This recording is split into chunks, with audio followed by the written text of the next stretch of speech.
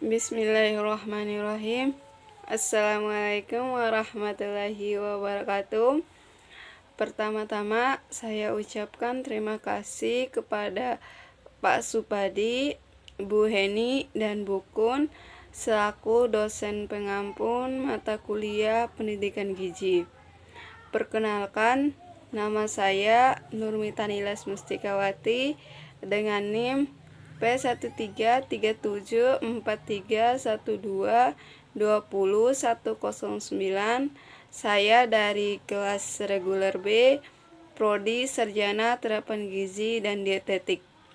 Pada kesempatan kali ini, saya akan menjelaskan atau memaparkan video praktek Satuan Acara Penyuluhan atau SAP mengenai gizi seimbang pada usia dewasa.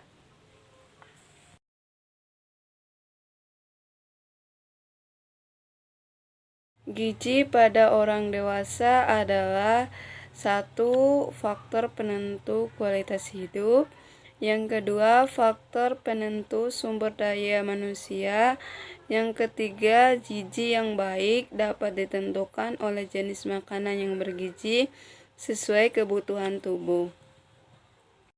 Selanjutnya, tujuan utama gizi pada orang dewasa. Tujuan utamanya yaitu 1. Meningkatkan derajat kesehatan secara keseluruhan. Yang kedua, mencegah terjadinya penyakit. Dan yang ketiga, memperlambat proses menua. Selanjutnya, prinsip gizi pada orang dewasa, yaitu 1. Makan beraneka ragam. Yang kedua, banyak makan sayur dan cukup buah. Yang ketiga, batasi konsumsi makanan, yaitu terlalu manis, berlemak, dan asin. Yang keempat, biasakan sarapan pagi.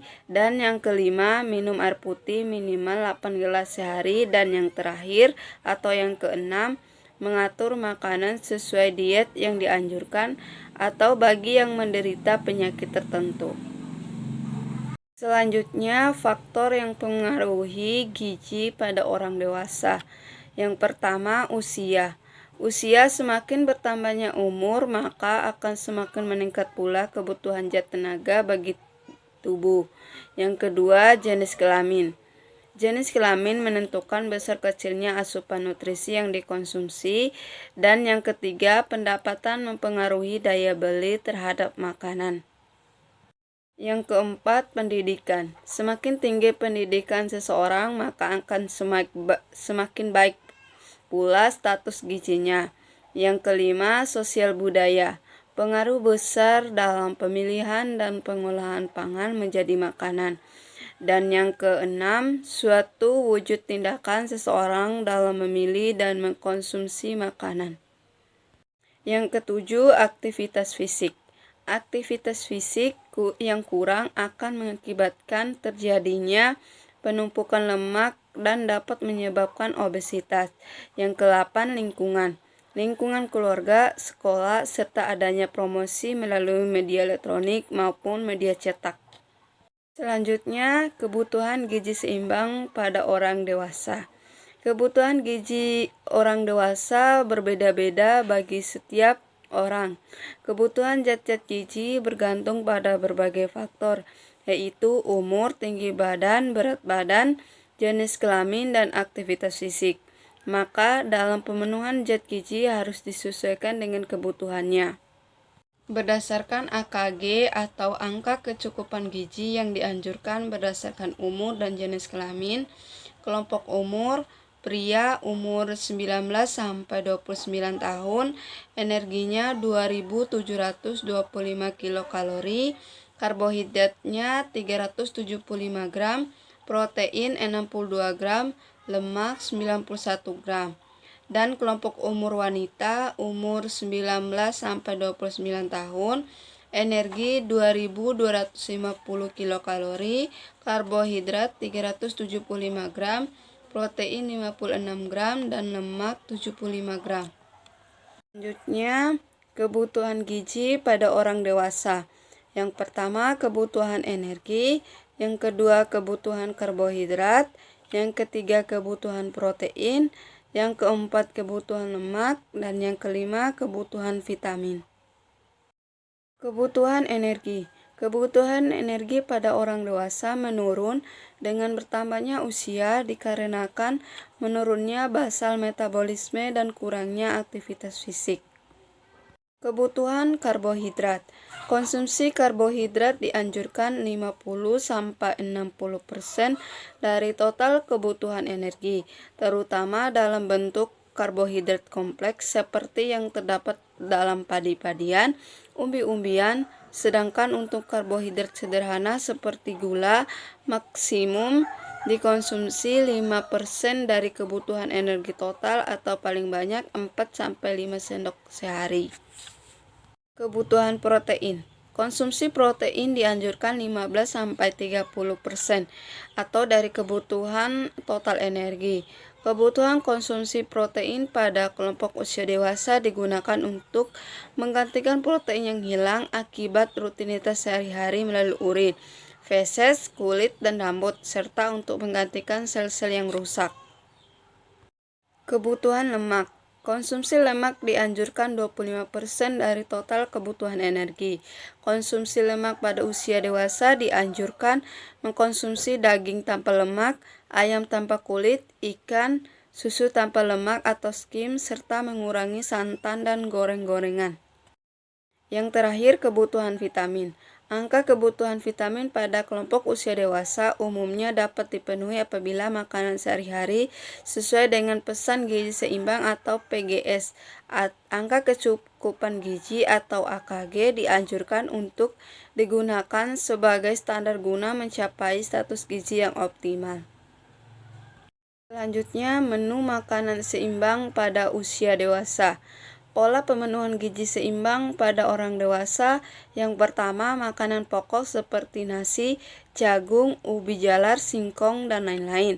Yang kedua, lauk seperti hewani berupa daging ayam, ikan, dan lain-lain, serta lauk nabati seperti kacang-kacangan, hasil olahan tahu, tempe, oncom, dan lain-lain.